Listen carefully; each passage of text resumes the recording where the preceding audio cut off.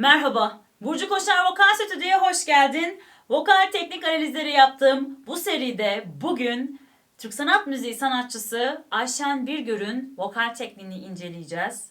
Ve hazırsan videoya başlıyorum o zaman. Ayşen Birgör'ü tanımayanlar için ufak bir bilgi vermek istiyorum. Kendisi İstanbul TRT Radyosu sanatçısı, Türk sanat müziği icracısı. Mektepli, konservatuvar mezunu kendisi ve uzun yıllardır bu işi yapıyor. Yani oturmuş bir vokal tekniği var.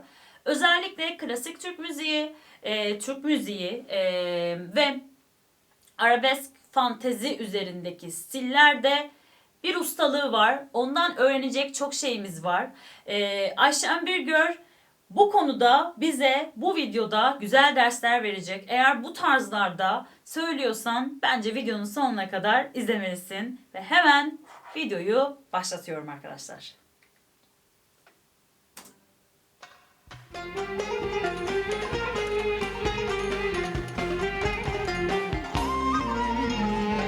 Tam bir Türk sanat müziği, tam bir hafif böyle fantezi nameleri var.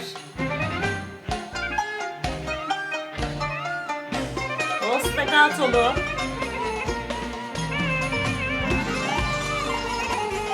Ah!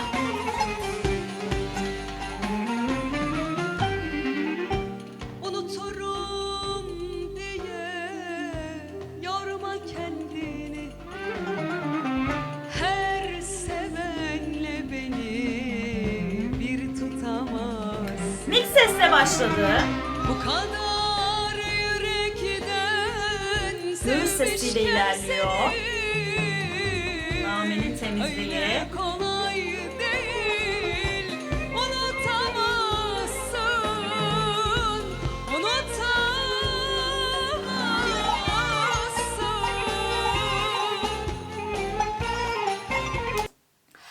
Evet. Şimdi diyecek birkaç şey var. Tabii ki dediğim gibi stille ilgili bazı gereklilikler var. Bunlardan alacaklarınız var, almayacaklarınız var, tartışılır. Her zaman söylemek istiyorum. Bu analizlerden kendinize çıkarımlarda bulunun arkadaşlar. Tarzınız bu olmayabilir ama bu şarkıcının iyi yönlerinden bir şeyler kapabilirsiniz. Ya da şarkıcının teknik hatalarından da yine kendinize muhakkak bir şeyler katarsınız. Ayşen Birgör'ün biraz boynu, gerdanı gergin ve yukarıda. Bu şu demek oluyor. Demek ki kubbeyi yani yumuşak damağı çok kaldırmadığını, dil kökünü aşağıya doğru biraz serbest bırakmadığını ve çenenin de hafif gergin olduğunu zaten görüyorsunuz. Ama bunu yer yer rahatlattı, yer yerde uzattı yani gerdi. Yine diyorum Ayşen Birgör uzun yıllardır sahne tozu yutmuş. Yani ben şu an 32 yaşındayım çarpı 500 ile düşünün yani o kadar tecrübesi vardır. Bu sebepten dolayı o Ayşen Birgör, o onun tekniği, o onun teknik hatası ama o onda can buluyor ve güzel duyuluyor.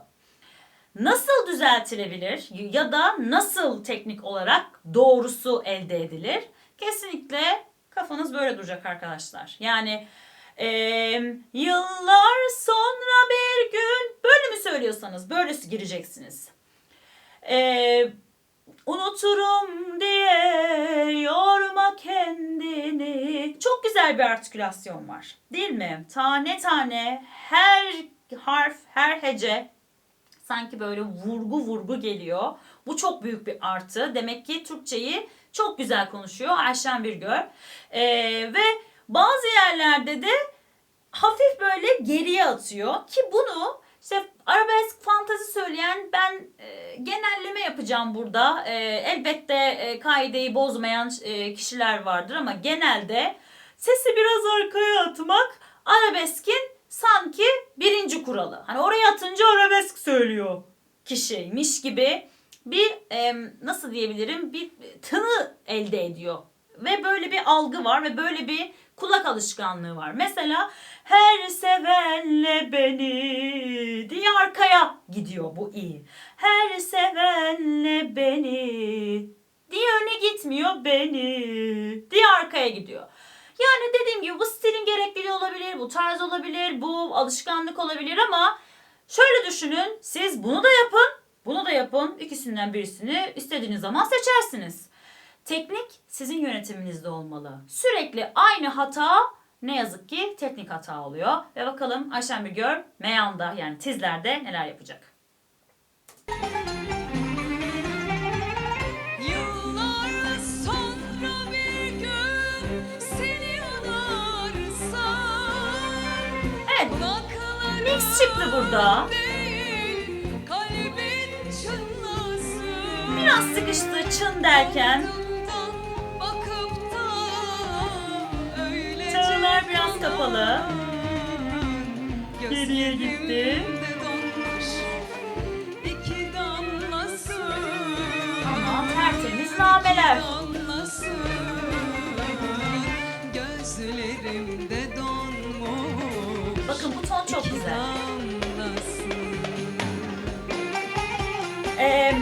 Çok tatlı bir iki damlasın dedi. Çok doğal bir tınıydı. Zaten güldüğü zaman yani sinüslere haliyle yayılan rezonans boşluklarına yayılan tını daha tatlı bir renk elde etmesine yardımcı oldu ve araname akıyor. Çok da güzel bir aranamesi var. Abi böyle coşturan. Ahımın rüzgarı üşütürsün. Yine arkaya giden ı. Benden başkasına ısınamazsın. Duydunuz mu? Benden başkasına. Çok tatlı bir A. Güzel bir A. Ama arkaya gitmedi bu A. Burada başka böyle bir duygunun vermiş olduğu aslında bir vokal kullanımı var. Biraz da mix ses var. Demek ki göğüse doğru indirmediği anlarda tınısal olarak mixte tuttuğu pozisyonda vokaller daha açık duyuluyor ve daha tınısal olarak tatlı bir renk duyuluyor. Ayşen Bigör bunu isteyerek yapıyor, istemeyerek yapıyor. Ona sormak lazım ama lütfen vokallerinizin yerlerini bir şarkının içerisinde bu kadar değiştirmeyin. Ahımın rüzgarı bu değil. Ahımın rüzgarı çok da hakim değilim şarkıya. Üşütür seni değil, üşütür seni önde. Ama yine söylüyorum Ayşen Bigör'ün bu yorumuna ölüyorum. Yani tartışılır bu durum. Devam edeceğim. Yorgun şarkılarla anarsın beni. Çok güzel bir iyiydi. Öyle kolay değil. Unutamazsın. Unutamazsın.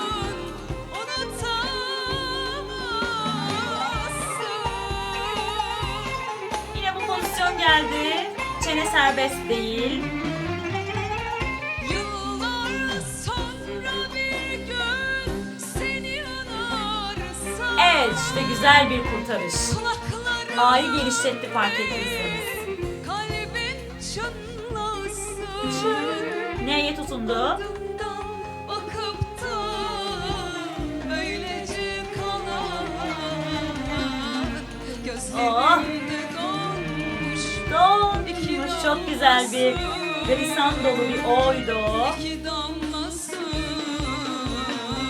gözlerimde donmuş iki damlasın. Ardından bakıp da öylece Daha serbest bir A'ydı. Daha mixti. gözlerimde donmuş iki Donmuş. Çok tatlı bir O. iki damlasın, gözlerimde donmuş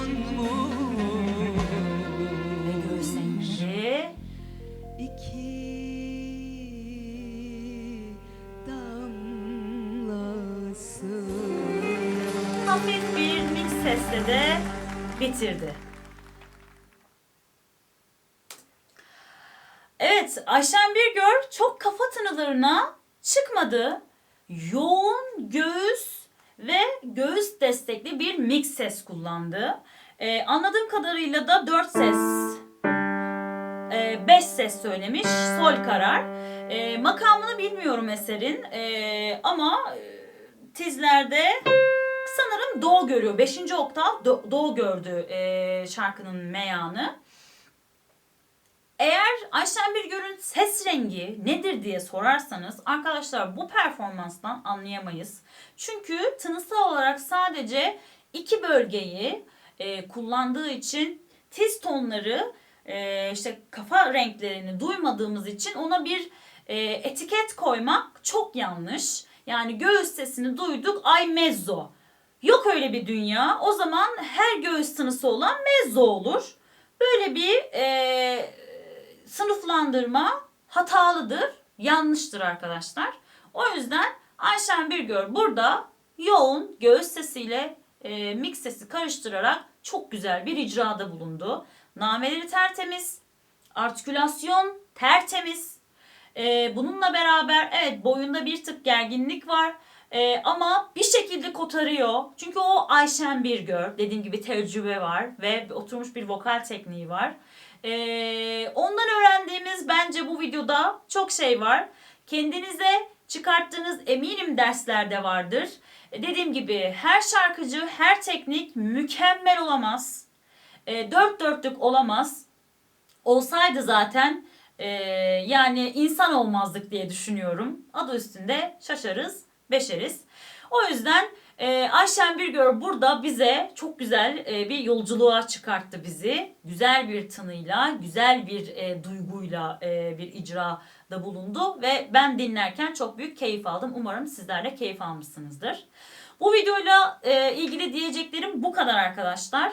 Eğer bu saate kadar, bu dakikaya kadar izlediysen ve hala kanala abone değilsen seni de kanalıma bekliyorum. Bizim aramıza katılmalısın. Videoyu beğenmeyi ve arkadaşlarınıza paylaşmayı da lütfen unutmayın. Kendinize ve sesinize çok iyi bakın. Başka bir videoda karşılaşmak dileğiyle arkadaşlar. Sevgiler, hoşça kalın.